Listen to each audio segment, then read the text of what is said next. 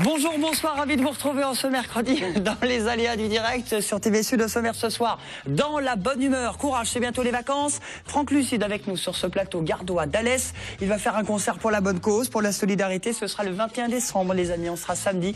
Franck est avec nous pour son nouvel album, Imparfait. Bonsoir monsieur. Bonsoir. Très bon en conjugaison donc Franck. Ça va. Ou pas, on verra. Imparfait, la musique, le clip. Dans un instant les amis pour ce concert près d'Alès. La musique également, Gypsy, la chronique Gypsy avec Franck. Marco, bonsoir mon Franck, comment ça va? Bonsoir, impeccable. Tu es venu avec ton copain ce soir qui s'appelle? Super, Babé. Il s'appelle Babé, bonsoir du groupe. Bonsoir. Présentez-vous Compass. Compass Alegres. Et vous êtes de Béziers? Oui. Et vous sortez un nouveau clip, un nouvel album?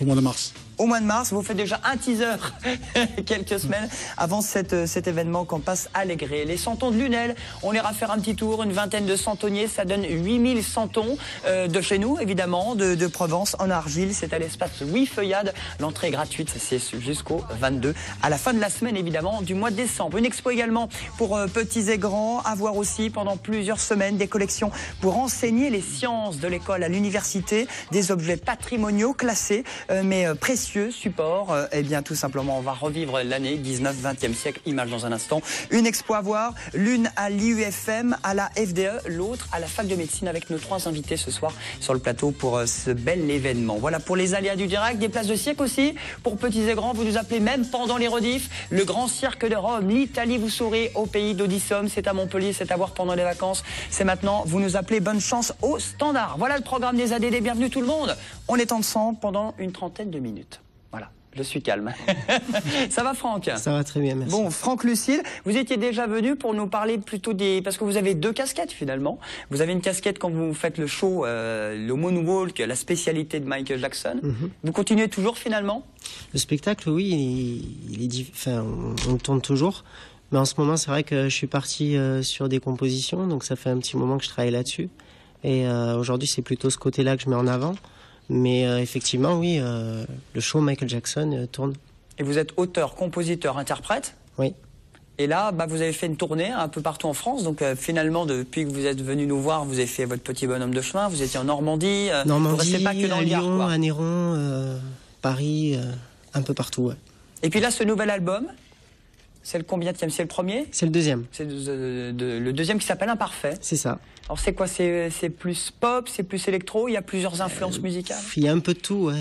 Tout ce que j'aime en fait est dedans. En fait, il y a du rap, il y a de l'électro, de la variété, de la funk, voilà. Tout ce qui m'inspire, voilà. Toutes les notes. Voilà, exactement. Et ça donne Imparfait. On regarde, c'est le clip extrait justement. Ce titre s'appelle Imparfait. Oui. Éponyme de cet album. C'est le clip et c'est Franck Lucide qui sera en concert ce week-end près d'Alès. Bien sûr, je dois changer. Des défauts tout plein, j'en ai. Et malgré de la bonne volonté, j'ai rien de l'homme parfait. Des erreurs, chaque jour j'en fais. Tu auras beau me les reprocher, mais elles m'aident à avancer, à évoluer. Souriant, gentil, attentionné, en permanence tu devrais, mais tout ça je peux pas te donner. Malgré l'amour que j'ai pour toi, ce bonheur de... Alors qu'est-ce que t'en penses Franck? On dirait Candeloro dedans. Toi t'écoutes pas la musique, t'as surtout regardé. Ouais, non, je regardais. Non, je disais qu'il est un Pierrot. Un clown, ouais. Ouais, un clown. Un clown triste. Un clown triste. Et vous Michael Jackson, mais vous ressemblez à Candeloro. Vous n'êtes pas trompé de voix? Qu'est-ce qui se passe à Franck? Allô? Non, en fait, j'ai écrit cette chanson Imparfait. Et en fait, ça raconte l'histoire d'un couple qui se déchire. Et simplement, ils sont plus sur la même planète. Et j'ai voulu pousser le côté encore plus loin en faisant vraiment le côté décalé du clown qui est sur sa planète et qui est plus du tout en osmose avec la fille avec qui il vit en fait. Vous êtes sur quelle planète vous, Franck Lucide? Non, je suis sur Terre là. On est sur Terre, va, ouais. Et samedi vous serez à Tamaris. À Tamaris, à la Maison du Peuple. C'est près d'Alès, ce sera samedi soir et c'est pour la bonne cause ce concert. Exactement, oui. C'est l'association Jessie et Enzo Donc ce sont 2 enfants handicapés physiques. Et donc cette association a pour but de récolter de l'argent pour qu'ils puissent améliorer leurs conditions de vie, aussi pour qu'ils puissent faire des voyages, des choses qu'ils ne peuvent pas vraiment faire dans l'année. Il y en a un des 2 qui a eu un ascenseur grâce à la mobilisation de tous les artistes et de l'argent qui a pu être récolté lors des concerts, des lotos, des choses comme ça. Ça se fait beaucoup, ça. Hein. De plus en plus de chanteurs sont sensibles à la bonne cause. Ben, si demain, enfin, quand ils verront l'émission tout à l'heure en direct et tout, si on nous voit là, il y a mon cousin Payou Baptiste qui est d'Alès, qui est vice-président des Gitans en Europe et qui te ramènera toute la communauté dans ton concert. Donc tu n'auras pas assez de place. Il est là-bas et en plus il se bat beaucoup pour les enfants malades aussi. D'accord. Donc je pense que s'il nous entend, il viendra. Super. Tu lui donneras le contact et on l'avait déjà reçu effectivement à TV Sud. Il amène énormément de monde, il est à la mairie d'Alès et d'accord. te faire. Et ça se trouve, on se connaît. Payou Baptiste. Ouais, c'est possible. Voilà. Tu le demandes en ami sur Facebook. Franck Lucide en ami sur Facebook également pour son album Imparfait. À Tamaris, l'entrée c'est combien? C'est gratuit. C'est gratuit. Et c'est samedi soir. C'est ça. Il y a un arbre de Noël, il y a des mascottes, il y aura plein de surprises superbes. Et il y aura Franck Lucide qui est donc évidemment ce nouvel album qui est le deuxième qui s'appelle Imparfait Pop Rock avec des sonorités également d'électro et funk, gagnant d'une radio crochet aussi dernièrement. Ouais, la semaine dernière, oui, sur On Air TV Radio, qui est une radio du web. Et en fait, cette radio propose aux artistes de mettre leurs chansons. Puis ensuite, le public vote en mettant de l'argent ou sous forme de vote gratuit. Et j'ai fini premier la semaine dernière. Ça bouge, ça bouge. Il y a beaucoup d'événements, beaucoup de choses pour vous, Franck. Merci beaucoup d'être venu. Merci beaucoup. La chronique Gypsy, on continue dans les aléas du direct.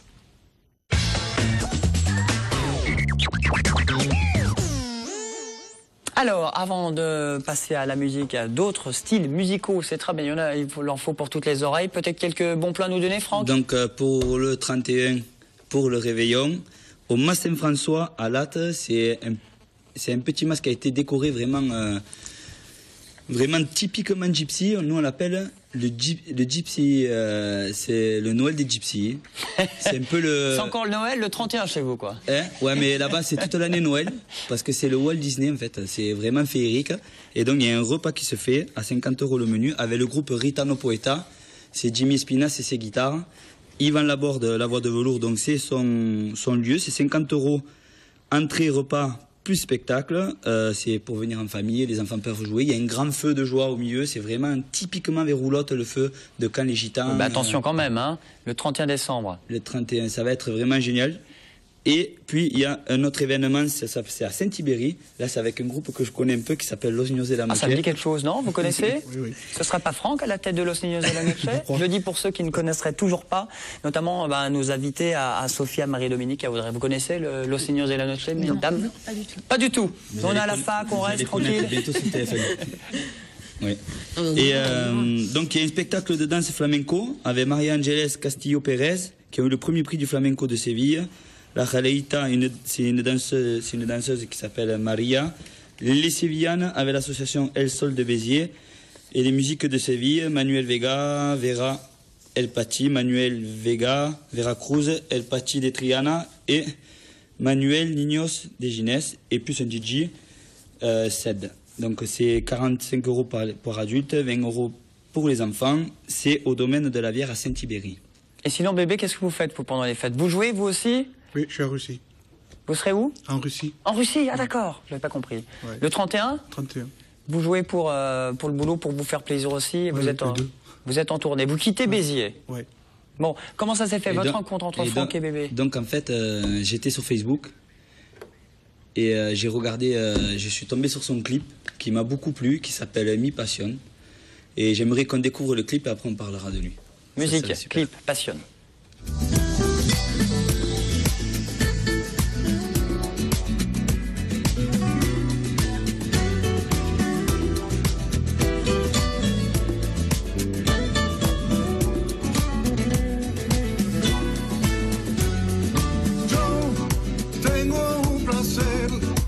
Suerte de vivir de mi pasión, la música.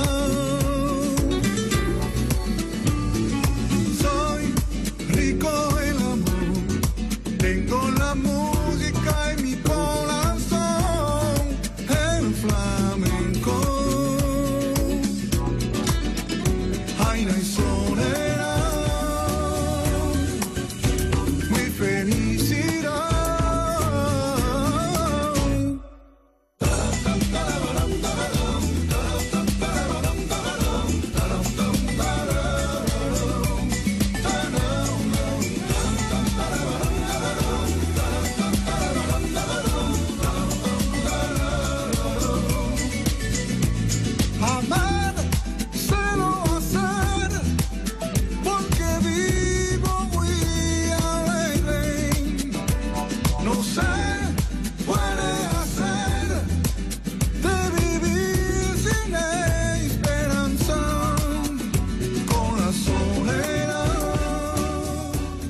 Voilà, Passion, un titre phare du groupe Compass Alegres, eh bien, pour cette année de 2013, en vue de l'album 2014. Exactement, parce que ce titre-là, c'est celui qui a le mieux marché chez lui. J'ai vu sur YouTube, un peu de partout, Dailymotion et Facebook. Et donc, il y a son album 2013, il en reste quelques-uns avant de vendre celui de 2014. Il ne faut pas qu'il lui reste dans les cartons, ça ne sert à rien. Donc, c'est Gypsy Music, Compass Alegre. Achetez ce magnifique CD parce qu'il a une voix extraordinaire. Il y a Béziers, il y a une importante communauté gypsy aussi. Oui, il faut être importante, surtout du côté de Penta. Et... Il y a un garçon là-bas qui s'appelle Yanis Patrak aussi, qui a fait Mi Café. Je le ferai venir sur le plateau. Mi Café. Je le ferai venir au mois pour la chronique Gypsy en 2014. Eh ben, tu le fais venir après la galette. Et je précise, ils sont partout, hein, Los Niños de la Noche. C'est ton calendrier. Voilà, c'est un calendrier. C'est quoi, c'est nu? C'est qu'est-ce qui se passe comme les dieux du stade? Ah, bon, apparemment. Non, après, nous, on a mis des danseuses dedans. Il y a des danseuses, elles sont partout. C'est plus joli. Bon, rendez-vous le 31 décembre et puis aussi un petit peu partout. Et le premier à Saint-Ibéry. Ouais.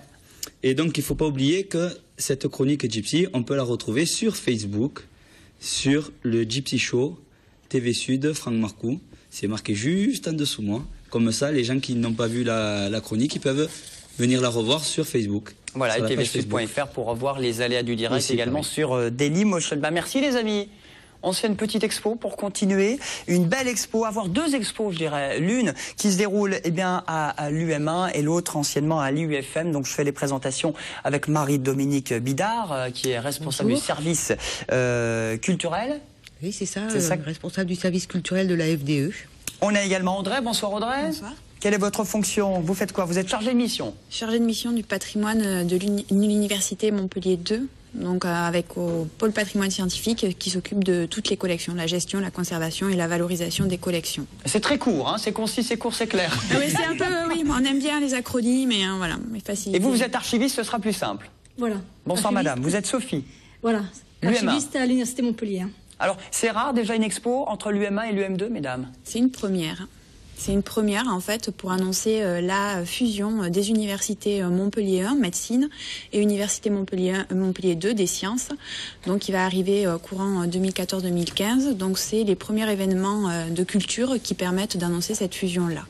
Et en même temps, de montrer pendant la richesse et la diversité des collections des deux universités. Alors, c'est quoi la richesse et la collection des deux universités? Il y a la fac de médecine.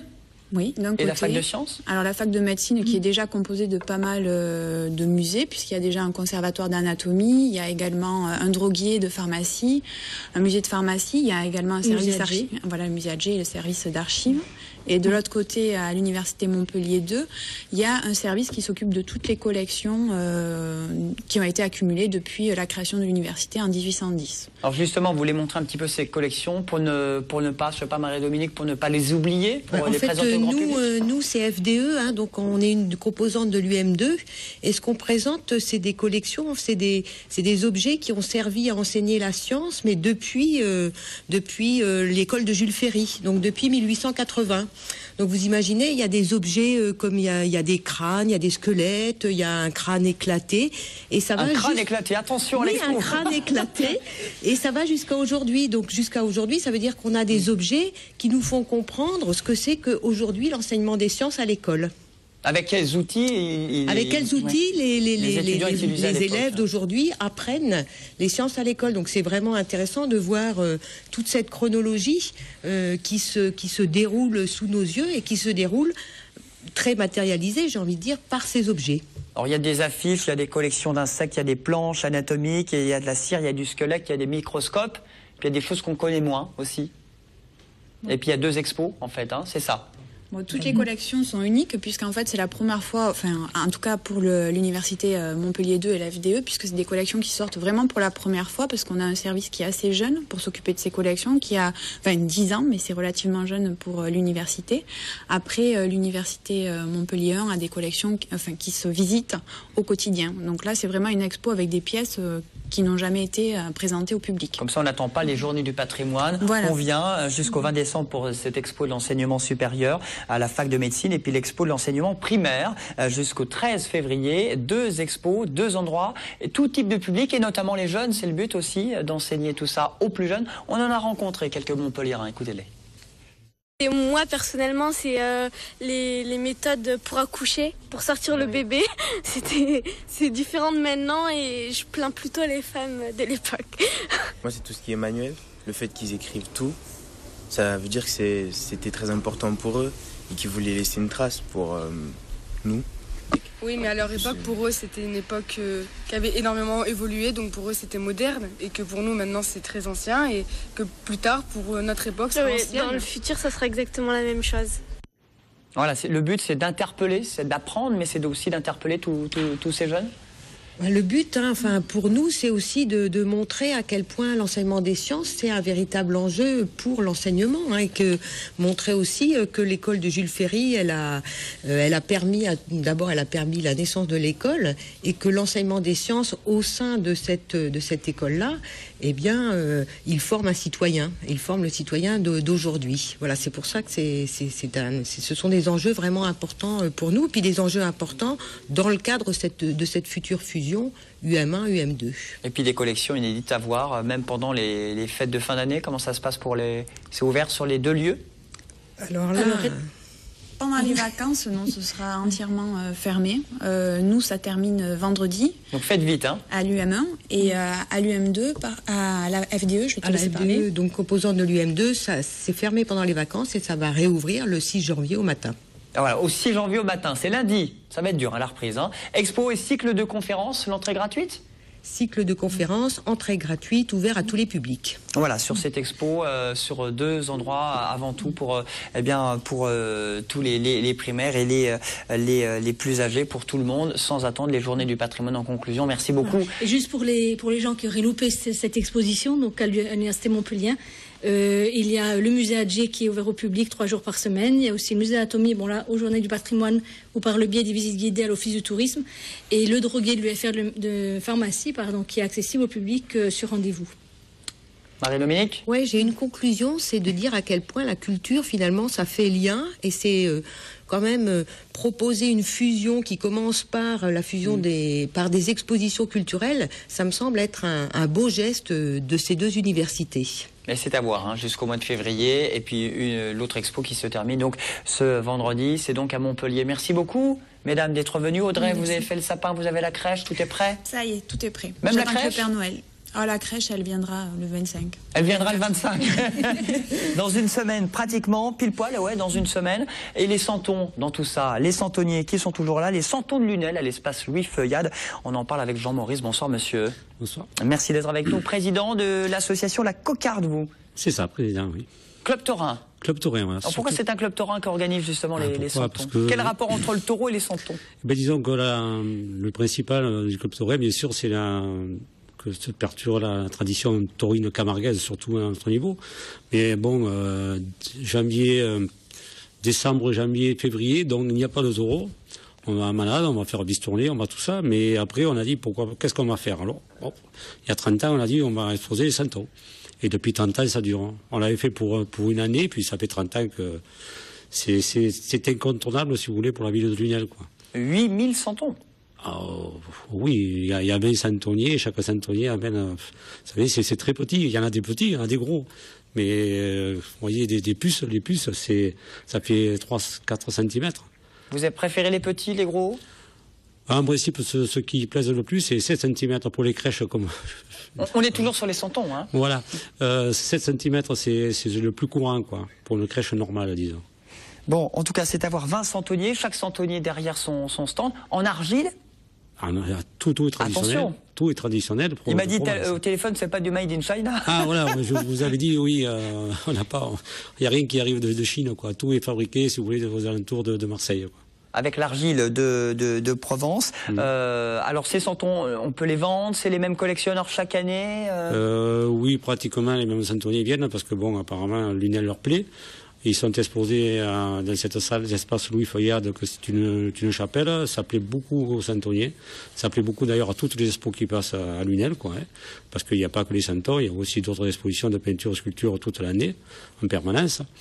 Et donc, ça plaît. Et les centonniers, bon, ils trouvent un peu, je pense, leur compte, quoi. C'est pour ça qu'ils viennent chaque année. Et c'est la dernière ligne droite, c'est jusqu'au 22. Ah, c'est jusqu'au 22. Pour faire ses achats, pour se dépêcher pour sa crèche. En plus, il y aura un peintre et un photographe de présent. Voilà, alors chaque année, nous faisons venir aussi, pour agrémenter un petit peu le haut des murs, parce que les santons prennent le bas des murs, mais sur des tables. Et puis après, nous agrémentons avec des peintures ou des photos. Cette année, nous avons un peintre et une photographe. Le peintre, c'est Pierre Arcaro, qui fait de beaux portraits. Et une photographe qui est une jeune fille de Lunel. Et c'est donc cette expo sur les centonniers, les santons de Lunel à l'espace Louis Feuillat, de l'entrée gratuite, n'hésitez pas. Merci beaucoup d'être venu sur ce plateau, bonne fête de fin d'année à vous. Bel endroit aussi gratuit, c'est l'atelier Lego sur le thème de l'urbanisme. Vous allez le voir, c'est à Pierre-Vive, c'est à voir, ce sont les derniers jours construire Montpellier de demain, version Lego, reportage de Vincent Pereira. Imaginez la ville de demain, c'est possible à Pierre-Vive, la cité du savoir à Montpellier. Afin de sensibiliser les enfants à l'architecture, le Conseil général de l'Hérault organise un atelier ludique un peu particulier, avec des Legos, tous les mercredis après-midi. Imaginez une ville. Nous, on va vous faire uniquement les routes. Vous aurez à construire une ville nouvelle. Donc il faudra trouver un bâtiment avec une fonction. On a besoin d'écoles, on a besoin des hôpitaux, on a besoin d'une gendarmerie. Des hôtels. Des hôtels. Des maisons. Des maisons, des hôtels après. Des marchés.